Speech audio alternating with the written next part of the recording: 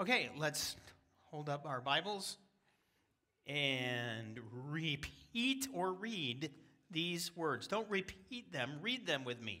If you have them memorized, you don't need to read them. Here we go.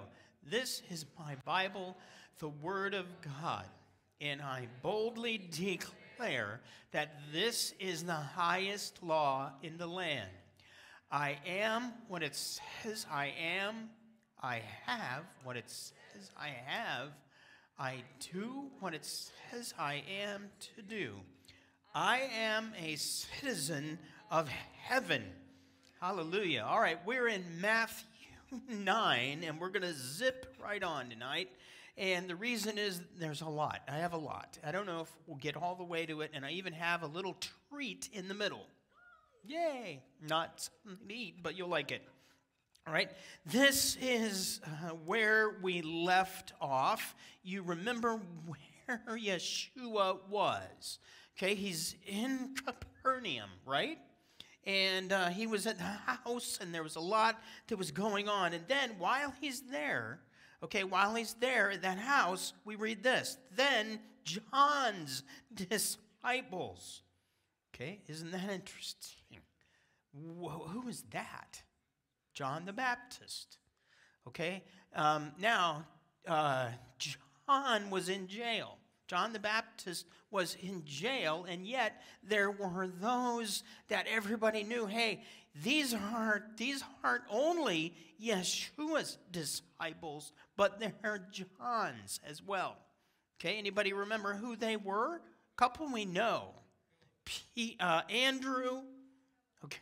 Philip. Who else? Who else was one of John's? Who? I don't know. Maybe. I don't know. But we know Andrew and John and Philip were originally followers of John the Baptist. Right? Okay? So now they're here with Yeshua and they ask, okay, why do we and who else? The Pharisees fast, but your disciples do not fast. Okay? Now, that doesn't mean never. Okay? It means regularly, every month at least, there was a tradition that happened that involved fasting. This was not a law in Torah. So what does that mean? That means that it was a tradition. So that means that you have, right at the very beginning, you know that Andrew, at least, and maybe his brother, who was Andrew's brother? Peter, okay, and Philip, and who was the other one? John. You know already that even though they're with Yeshua, they have a lingering law that's on them in a way of doing life that isn't based in Torah, but it's based on the traditions of the elders. Okay? So they ask, they're like, Yeshua, why aren't you doing this? Okay? By the way, there is in Torah, there's really no command that we are to fast other than this. This is in Leviticus. And this is on Yom Kippur every year. Okay? And this is what you read about it. However, the 10th day of the 7th month is Yom Kippur, a holy convocation, and you are to afflict yourselves. Now, what does that mean? Well, the word afflict is the word ana, and it means bow down or be bowed down. Okay? And the Jews interpret this to mean fasting. But that isn't what the word means. You get it? Okay? So even when we, and sometimes, I don't know, maybe you've done this. Maybe on that day, once a year, you don't eat all day. And there's nothing wrong with that. Okay? But remember, it's not commanded. All right? If there's another way to be bowed down, isn't there? There are a lot of ways that we can be bowed down, right? Okay, so it doesn't mean that it's bad. It doesn't mean that it's good. It might be good, okay, but it isn't a commandment. Now, in Israel, the reason that they fasted in general was mourning and repentance. Okay? They went together. Mourning and repentance went together with fasting. Okay? And they ask, why do we and the Pharisees fast, but you don't? So here is Yeshua's answer. Okay? He said to them, the guests of the bridegroom cannot mourn while the bridegroom is with them. Can they? But the days will come when the bridegroom is taken away from them, and then they will fast. Okay? Now, every Jew that heard this on that day would have instantly got it. All right? It doesn't mean all that we might make it out to mean. It's really very easy. At a wedding, there is joy. Okay? At a wedding, there's not mourning. It's not meant to be mourning. How many have ever been to a Jewish wedding? Just wondering. Couple of you. Well, we're going to watch a video right now, and you're going to learn about joy at a Jewish wedding. All right? We're ready to go, and now all I got to do is make it work. And Evan the man is up there. Evan, what do I need to do? Anything, or you got it?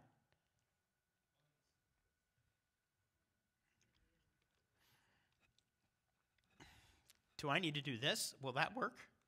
Nope. How about that? And if you wouldn't mind, you can make the lights dim a little bit. Dim the lights. There you go. If it doesn't work in 1 minute, then I'm going to do it. Yeah, I'll do the dance. Yeah, I'll do it.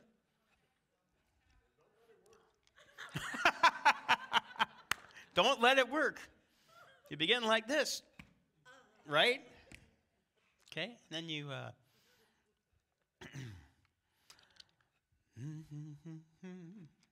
that's the wrong movie.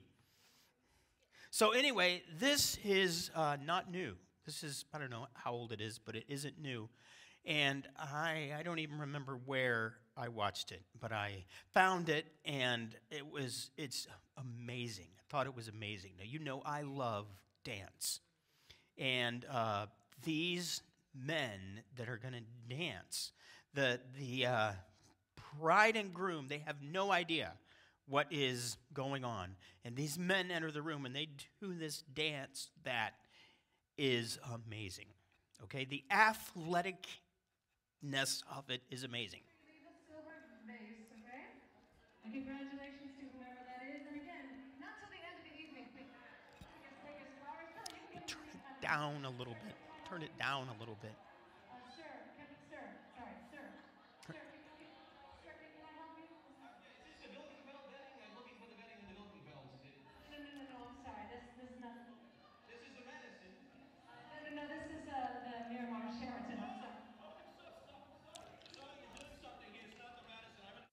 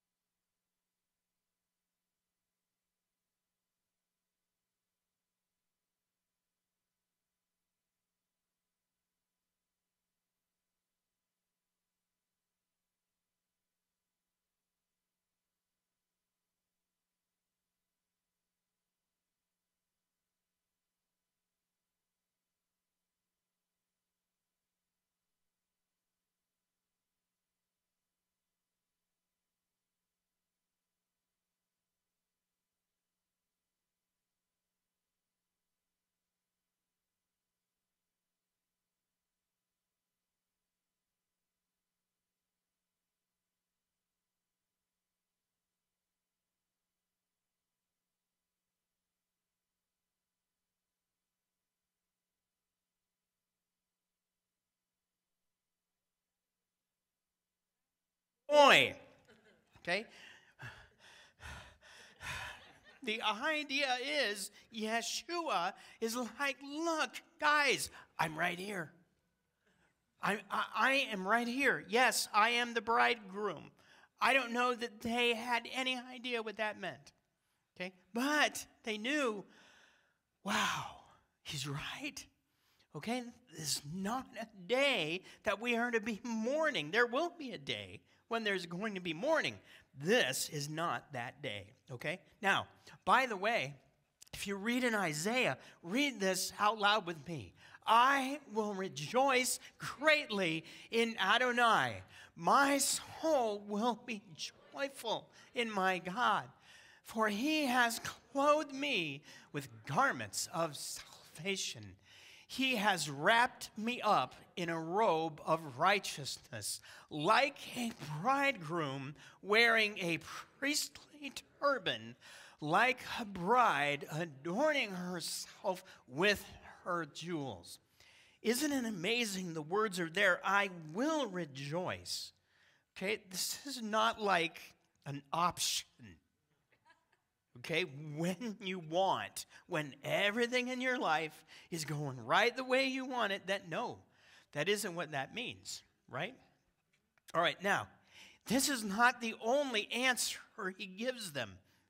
He goes on, okay, and then we read this. No one puts a patch of unshrunk cloth on an old garment, for the patch pulls away from the garment and a worse tear happens. Now, I know that not most, but a lot of you in this room have no idea what that means.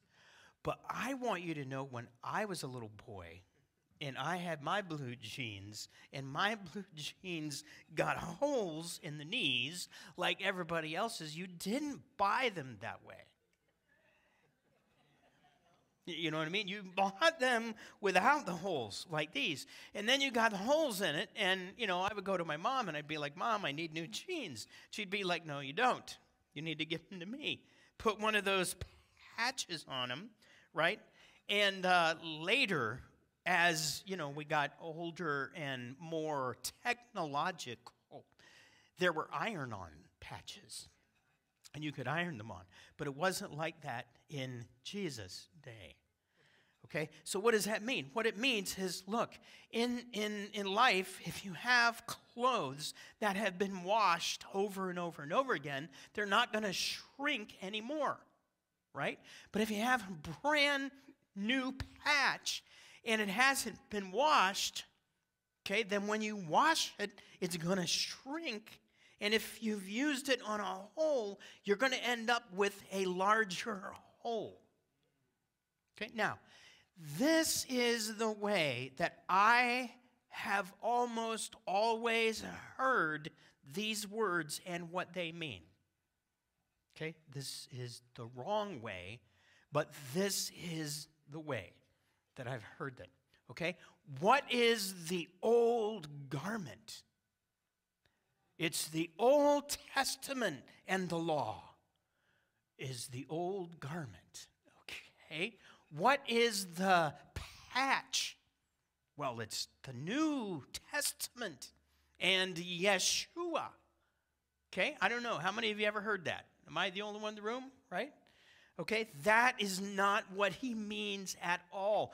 We have already read over and over and over again his words. I don't even let it enter your mind that I'm here to do away with the Torah or the prophets.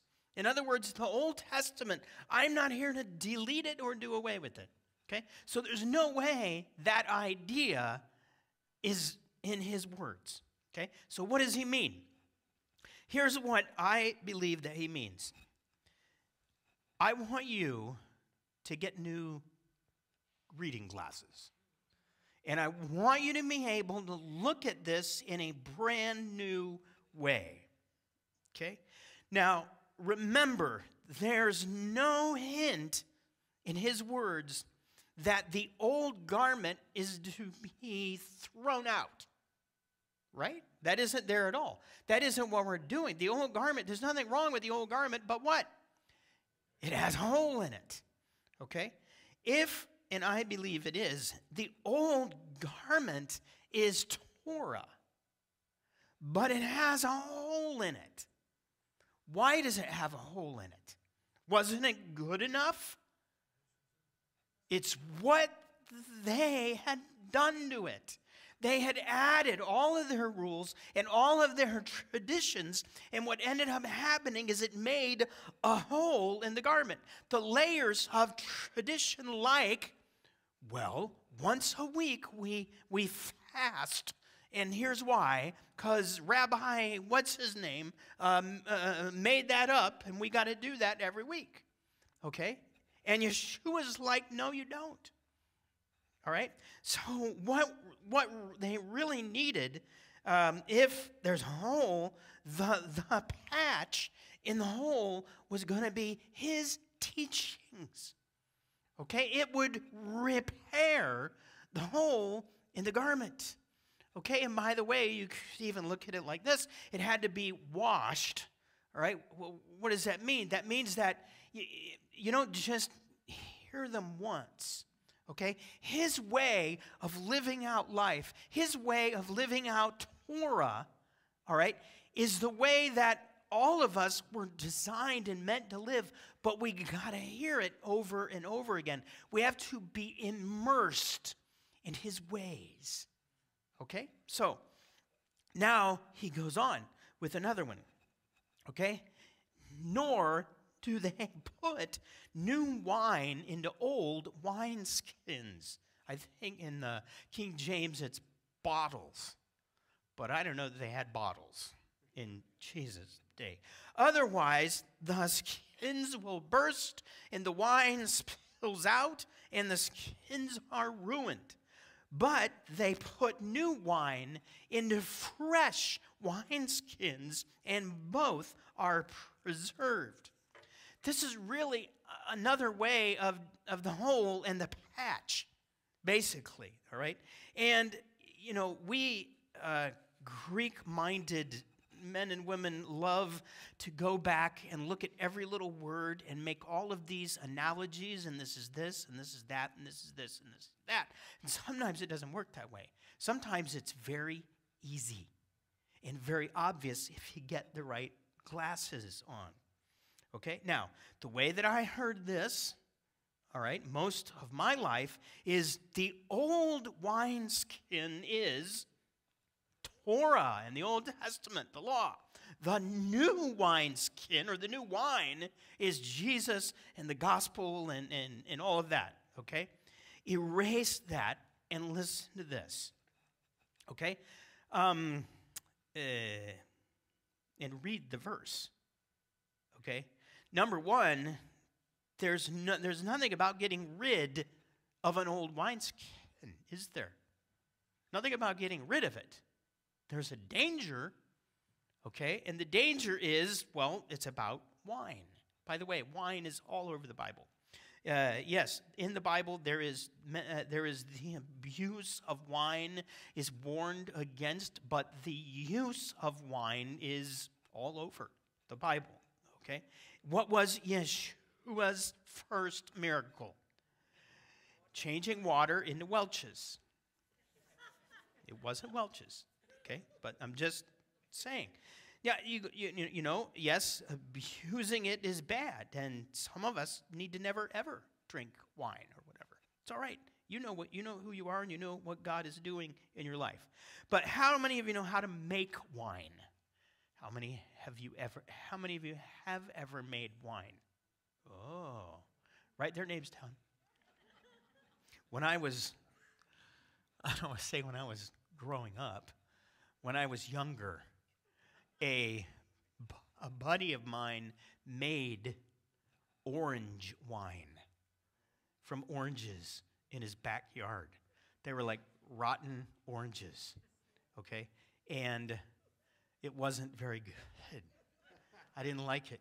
Many years later, somebody handed me a bottle of kombucha. And I never heard of that either. And I was like, oh, It smells like rotten oranges in my backyard. And then I remembered, okay? The way that what happens with wine is wine in the Bible is made with grapes. And as the grapes ferment, they release a gas. And if you have them in a container that doesn't move or give, then it won't blow it up. That's exactly what will happen.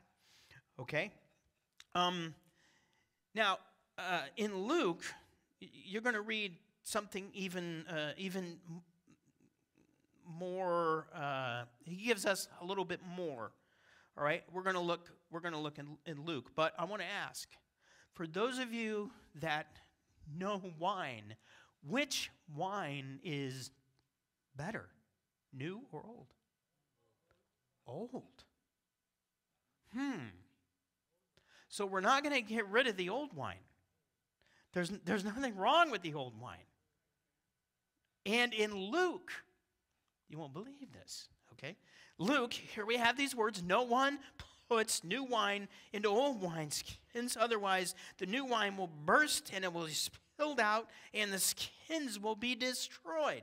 But new wine must be put into fresh wineskins. No man who drinks old wine wants new, because he says the old is fine. Did you know that was in Luke? It's not in Matthew. And that word doesn't only mean fine. In a lot of Bibles, it's translated as better. For the old wine is better. Well, this is blowing my theology again. Okay, if the old wine is better, but we have this new wine, then what do we do with the new wine? Well, what does anybody do with new wine? You put it in fresh wineskins, and once it ferments, then you either drink it or you add it to the batch of the old wine. See? Okay? And the older it gets, the better it gets. At least that's the idea about it.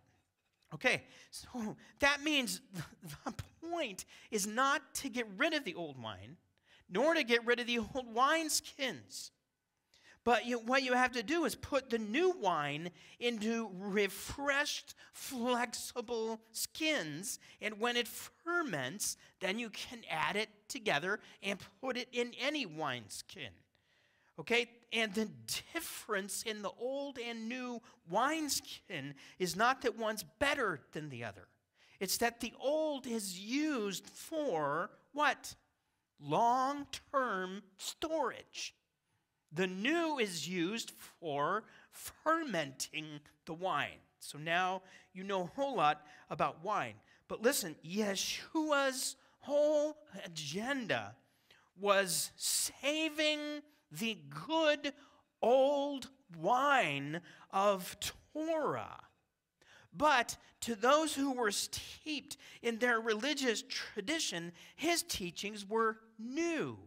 Okay? So their wineskins, which in the religious, okay, in the religious leaders and in John the Baptist's disciples, they had a wineskin that was not flexible. It was their traditions. It was the oral Torah. It was treated as laws in their life. As long as they held on to those, they would not be able to experience the old wine or the new wine. So what did they have to do? They had to freshen their wineskins. Okay? All right, now, I like what Stern wrote in his comments on the Matthew verses. This is what he wrote. Yeshua was speaking with his fellow Jews. As rendered here, the point is that the only vessel which can hold the new wine of messianic life in a Jewish setting is a properly renewed, restored, reconditioned, and refreshed Judaism. I want you to think about this, okay? Yeshua did not come to get rid of Judaism. And he did not come in order to create a new religion known as Christianity. All right? Here's what you need to know is that, I'm getting ahead of myself. Here it is. Okay, when we look back, and we have been raised in a world where we know what the word religion means. What religion are you? Okay, is what people normally ask. And then, there's branches of your religion, whatever it is. That, in their day, what they did was not a religion. They had no idea what that word meant.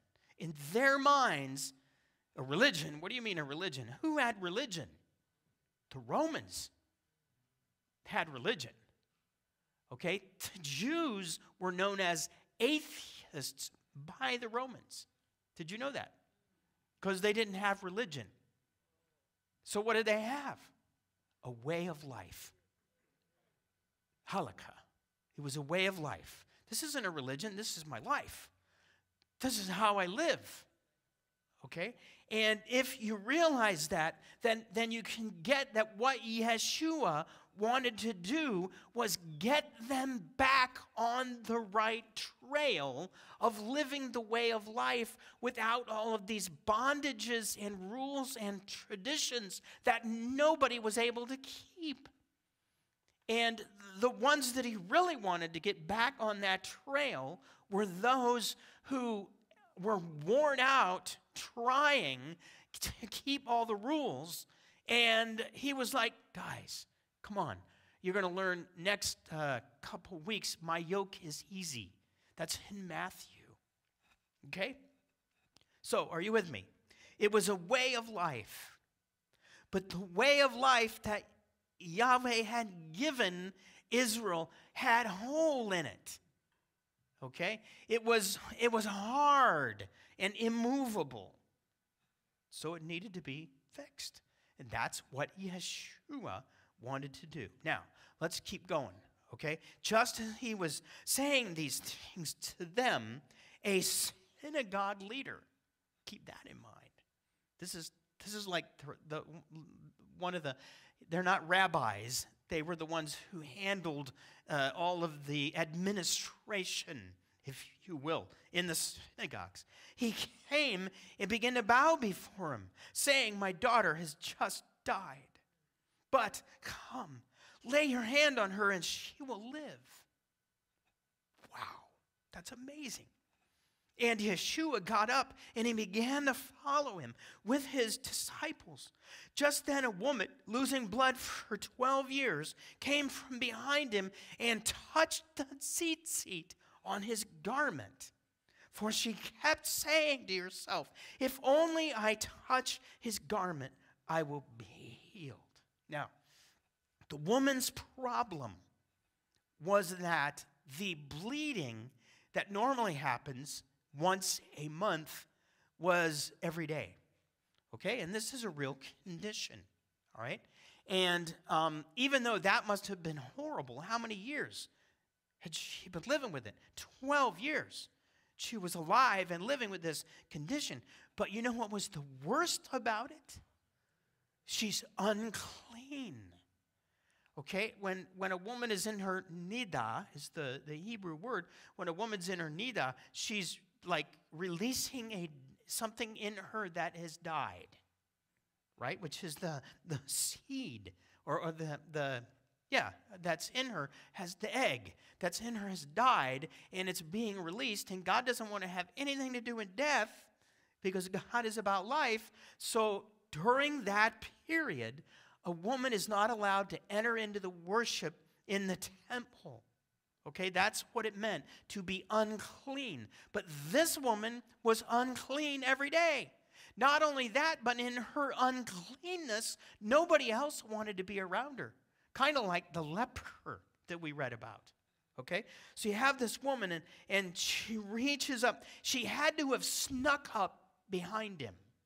Okay, because of what was going on in her. And she reached up. Now, in the King James, what did she reach up and grab? the hem of his garment. Same thing in the NIV. She reached up and grabbed the hem of his garment. Okay? But the version that we read, the TLV, is the right word. In the Hebrew version of Matthew, she reached up and grabbed his tzitzit. If you don't know about that, this is a talit, and these little fringes on the edge here are known as tzitzit. And you can remember how to spell them real easy. T-zit, T-zit. Okay? And this is something that was commanded that Israel do way back in the book of Numbers. Right? Okay? And these were to be worn on their outer garment. Literally, it's on the four corners of their outer garment. Okay? In Numbers, it looks like this. Adonai spoke to Moses, saying, "Speak to Bnei Israel. Say to them that they are to make for themselves tzitzit on the corners of their garments throughout their generations, and they are to put a blue cord on each tzitzit." This has blue and white. Blue, by the way, is the color of what? The heavens, the sky. Okay? And there's a reason for that. Now, we know that Yeshua walked in the ways of Torah. That means that he would have been wearing tzitzit, most likely on a talit, because by his day, this is what that had grown into. Okay? In our day, people have them like on their inner underwear. Okay? There's all different ways that people do this or wear these or whatever. I have a bracelet that is a tzitzit. But the idea was that when this woman reached up, she would have reached up to grab this little thing right here. Now, have you ever wondered about the tzitzit? Why, when I used to read that, it'd be like, put laces on your outer garment.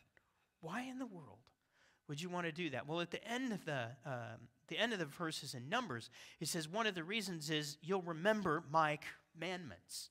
Okay, so that's like the number one reason. But there's another reason. Okay? Here's what you might not know. Number one, Israel, who was given these commands about wearing the tzitzit? Israel. When? Which Israel? Israel under David? Israel under when? Israel under Moses, when they had just been brought out of Egypt. Okay? What were they in Egypt? Slaves.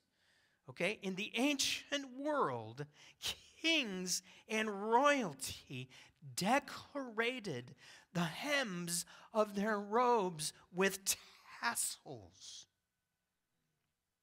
As a matter of fact, there's a royal dress of a little bit later than Egypt, a Syro-Babylonian. And what do you notice right there at the bottom of that guy's robe? Okay? And down over here at the bottom of this individual's robe. In an article years ago, a man named Jacob Milgram wrote about the importance of hems and tassels in the ancient Near East. Okay? And these are his words. It was worn by those who counted. It was the ID of nobility. If tzitzit turned those who wear them into members of the nobility, Israelites who wear them following the command of the Torah should see themselves as aristocrats and understand that their lofty status comes from God. Wow. This was like you were slaves in Egypt, but you're not anymore. I want you to know that you're mine. I want you to know that my words define you. Okay? The outer garment morphed over the years into the talit. And here's something else. The corners of the talit in Hebrew are known as the kanaf. Okay? Kanaf. And it literally means wings. All right? And why would that be? Fly like an eagle with the wings. Okay? By the way, that word, kanaf, or wings, was read earlier in the evening when John read out of Malachi these words, "For you who revere my name, the Son of Righteousness will rise with healing in its wings. Then you will go forth and skip about like calves from the stall." So now you know why this woman wanted to touch Yeshua's tzitzit. She knew who he was. Others didn't. But this woman recognized this is Messiah. And since this is Messiah, Malachi wrote, there's healing in his wings, so all I need to do is grab one. And then Yeshua turned and saw and said, "Take heart, daughter, your faith has made you well." And that very hour, the woman was healed. Amazing. Whew. That's enough. That's enough. Questions? Yep.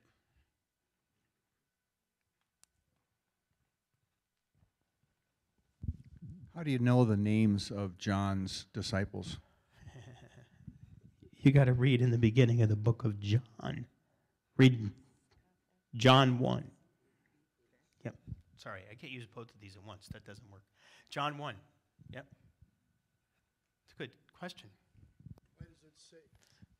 Why was it says that she was healed that hour and not instantly? And not instantly. I don't know. Do you know? I'm asking. I know you are, but do you know? Do you have an idea? I'm going to guess that it's a Hebrew idiom that means right away, at that hour, right then, in that moment. She's healed. Anybody else? Thank you. All right, yes, coming around. So, correct me if I'm wrong, but if the tzitzits are supposed to be in the law, should we still be wearing those today? Oh, that's a really good question. Just had to bring that up. Somebody had to bring that up. Oy vey, I'm glad you did. Okay. This is one of those elements in Torah that I'm going to give you my view. So my view is you need to ask God. You need to ask Yehovah. Yehovah, do you want me to wear these? If you want me to wear these, when do you want me to wear these? And where do you want me to wear these? Because we don't have clothes that they had. Okay? I mean, we can walk around in robes with tzitzit on them. This is about the nearest that you can get. And I don't wear this every day, but I wear it normally when we have our Moedim, our feasts. I wear it then. But remember the reason why you're to wear it, because the reason is in there. Sometimes you have commands that are given no reason, and that those commands have a different name in Hebrew. Okay? Then you have the commands that are given, and there's a reason that is given. What is the reason that is given for wearing these? So you remember. Don't forget. Okay? So I don't wear a robe. I don't walk around in the desert with my tzitzit hanging, and there would be no way that I would be able to do that in Alaska. I know people that have them on like a T-shirt and they don't wear them, and they wear them in. Okay, because it doesn't say that they got to be visible to everybody else. That isn't in there. Okay, I know others that wear. You can get them. You can buy these right here and wear them on your belt loops. And I've done that. Sometimes I do that. For me, a great location for this, so that I don't forget, is right on my rear view mirror when I'm driving. Because when I'm driving, I forget. Love your neighbor as yourself. Thank you, Yahweh. May I have another? Yeah, hold on. John. You'll take 4. You can buy them online. I appreciate what Stern was saying about the impact of wearing those tzitzit, those tassels, because that's reflective of our own society in the United States. Just in U.S. history, I mean, here we are in a religious meeting, but I'm going to talk about something that we really should learn in public school, because in civics, we understand that culturally, when the United States was formed, it was formed completely differently from any other country. It was based on the idea that all men have that nobility, that right. sovereignty about them. Yes. And it was considered extremely radical at the time, because here's the king in England, and here's this American citizen, and they're considered to be equal.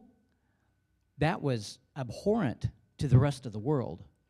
Once the United States was formed as a nation and the ambassadors went to other countries, they never bowed down to a foreign sovereign. The reason was we are all equal sovereigns. We are a country of equal sovereigns, and the challenge is, how do we live as sovereigns among one another? That's a tremendous challenge. We need to face up to it. We don't need to backtrack and say, I'm not a sovereign. We need to be conscious of our sovereignty and wear the tassels in our head, in our heart, on our body, However, whatever. yeah. Exactly. Yeah, right. And right now, the modern movement, okay, is remove that idea altogether. And that moves us in the direction of communism. And you know what? When you look at it and you don't have the right glasses on and you haven't learned about your history, it doesn't look that bad. Unless you read the Gulag, and then you realize how bad it can be. Steve, I saw your hand next.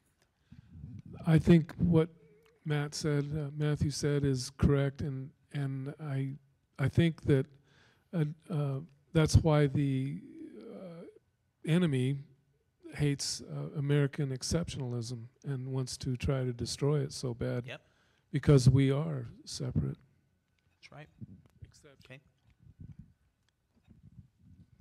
A thought occurs to me in the scriptural phrase, I want you to be as a priest and a king. Yes. So the idea of a priest was more, I don't know, scripturally logical to me than a king was. And this seems to be a link to what a king might be. Yes. Good. Thank you very much. Right.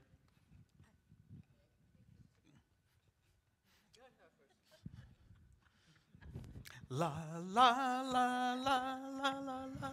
I've worn my tallit here a few times, and I've always been a little bit embarrassed because I've never seen a woman wear one before. And I asked you, can women not wear them? And you said, no, women can wear them. That's right. But how come we never see a woman with a tallit?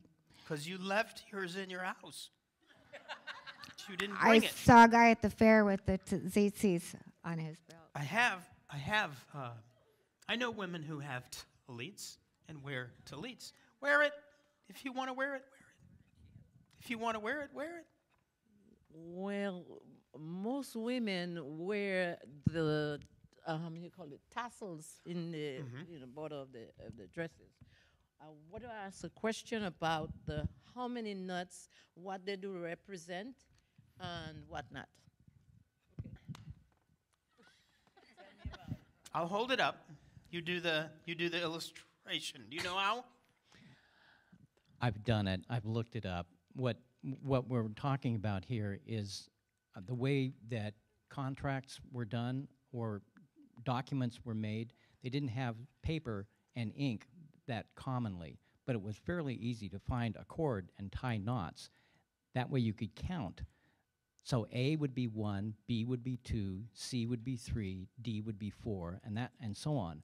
So you could count the number of knots at each point, and that would determine what the letter was. So in most tzitzits, what you have is Yud He Vav He. You have Yehovah, basically, tapped out. That's what that is. I have actually tied knots for tzitzits that have different names, like Yeshua instead of Yehovah.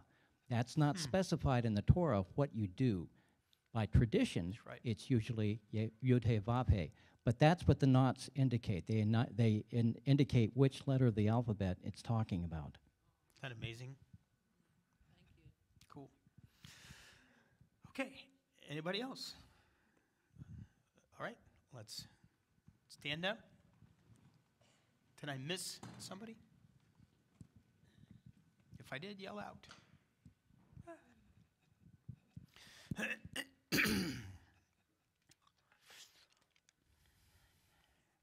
All right.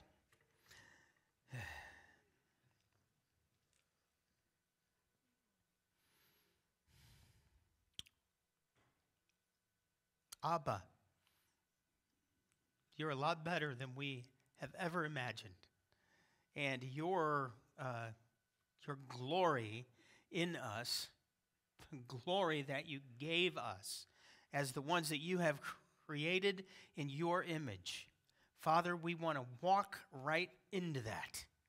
We want to be who you have designed us to be. We want to walk and live like you have designed us to walk and live. And we believe that you will bless us and keep us and make your face shine on us and be gracious to us. That you will turn your face toward us and give us shalom. And in Hebrew, Yivarechecha Adonai ve'yishmerecha Ya'er Adonai panav elecha v'kuneka Yisa Adonai panav elecha v'yasem lecha shalom.